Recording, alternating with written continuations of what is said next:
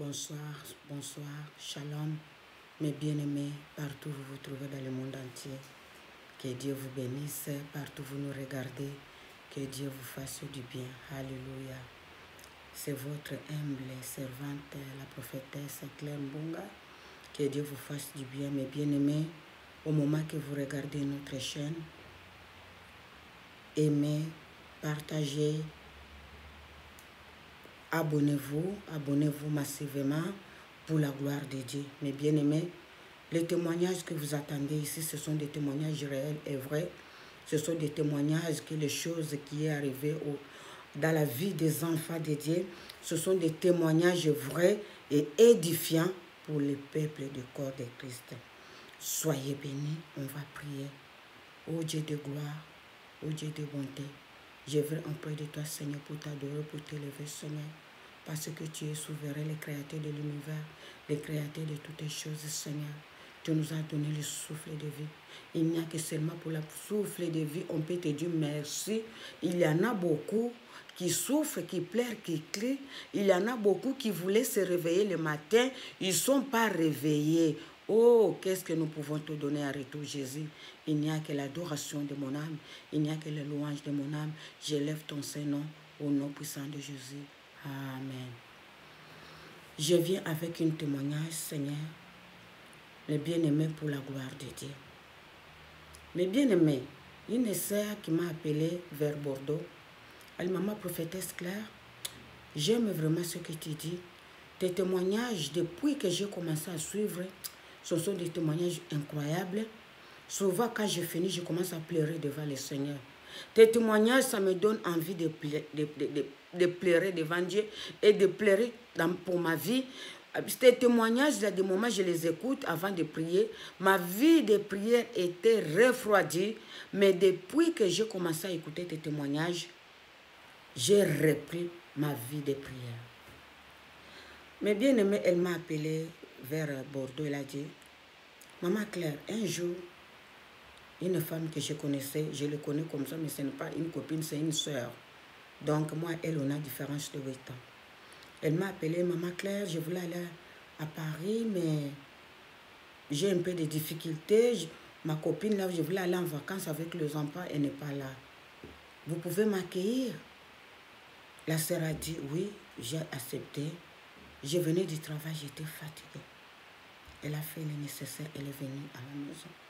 Mais bien aimé, avant de faire quoi que ce soit, il faut demander le Seigneur, il faut prier le Seigneur, mettre même les invités dans la main du Seigneur. Parce qu'il y a les invités qui amènent le bonheur, il y a les invités qui amènent le malheur, il y a les invités, si tu l'accueilles, ta maison sera détruite parce que ce sont des invités de malheur. Et Maman Claire, je l'ai accueillie, j'ai allé au travail, je l'ai laissé tout. Avec ses enfants et mes enfants, on était bien sans problème. Et ma soeur, Maman Claire, Maman prophétesse, le comportement de cette femme, d'abord, la référence de sa vie, à son âge, le parcours. Moi, je suis plus âgée qu'elle, mais si tu regardes cette femme, elle a de l'expérience que moi. Moi, j'étais sa grande sœur en âge, mais elle a de l'expérience parce qu'à son âge, à 32 ans ou 35 ans, elle s'est mariée 3 fois. Mariée, divorcée 3 fois. Parce qu'elle avait de l'expérience à côté d'hommes, l'expérience que moi, je n'avais même pas. Je suis restée avec elle. Elle est restée 1 semaine, 2 semaines. Je lui ai dit, comme tu es ici, moi, je suis en train de prier. Comme tu dis que tu es de passage, tu vas aller chez ta copine. Moi, je te garde ici pour quelque temps. Dès que ta copine sera là, tu peux partir avec les enfants. Un jour, je suis allée au travail. Elle était à la maison avec les enfants. J'avais sorti une poisson. Elle dit, Maman prophétesse, j'ai sorti une poisson de chez nous. Une poisson qu'on aime beaucoup, qu'elle prépare. J'ai sorti le poisson. Elle a préparé le poisson. Parce que quand moi, je viens du travail avec la fatigue, souvent le soir, je bois du thé ou du lait avec un morceau de pain, je dors. Elle a fait le poisson, j'ai fait 2 jours, je n'ai pas mangé le poisson. Le poisson, il était toujours là. Elle ne mangeait pas. Je lui ai dit, on peut manger le poisson? Oh non, Je n'ai pas fait, toi tu manges, je vais manger quelque chose d'autre. Après le lendemain, je lui dis, tu as préparé la nourriture, mais on peut manger. Oh non, je n'ai pas fait, je vais chercher quelque chose d'autre. Mes enfants, ils n'ont pas voulu manger, ils n'aiment pas de poissons d'Afrique. Ils mangeaient le pizza et des quiches. La sœur m'a dit, maman Claire, au bout de 3 soirs, je l'ai sollicité, elle refusait de manger. J'ai pris le poisson, j'ai mangé, j'ai prié. En dormant la nuit, j'ai vu quelqu'un devant moi. J'étais en train de faire un rêve.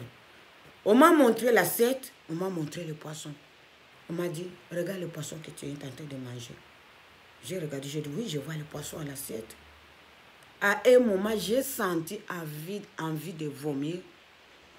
Elle a dit, maman prophétesse, dans les rêves, j'ai commencé à vomir des asticots vivants. Des asticots. Je vomissais des asticots. Je vomissais des asticots. J'ai dit, Seigneur. Après le monsieur qui m'a montré l'assiette, elle a dit, est-ce que tu sais pourquoi elle refusait de manger? Tu l'as forcée. Tu as dit, on mange ensemble. Elle ne voulait pas manger. Parce qu'elle avait détruit ce poisson. Elle savait pourquoi elle refusait. Elle voulait que toi tu manges. Parce qu'elle ne pouvait pas manger ce poisson. Toi, tu as vu que tu as mangé le poisson. Mais ce n'était pas le poisson. Tu as vu ce que tu es tenté de vomir. Il y a des choses qu'il a fait. Tout ce qui est interdit, tout ce qui est fait dans le monde des ténèbres, tu le vois donc en forme des asticots. C'est des esprits. Il a mis des choses, de la destruction dans la nourriture. J'ai vomi des asticots, je me suis réveillée, j'ai commencé à prier. J'ai dit, oh, j'ai fait 3 jours. J'ai parlé à ma fille. J'ai dit, moi je lui disais, viens manger. Elle ne voulait pas manger avec moi. Venez manger, elle ne voulait pas manger avec moi. Regarde ce que j'ai vomi toute la nuit. Je suis allée au travail, elle était là. Oh. Quand elle restait à la maison, elle était enceinte, près d'accoucher. Elle s'est lavée. Elle laissait la porte de la salle de bain dehors. La sœur a dit, maman Claire, dès que cette femme s'est lavée, elle laissait la porte de la salle de bain ouverte.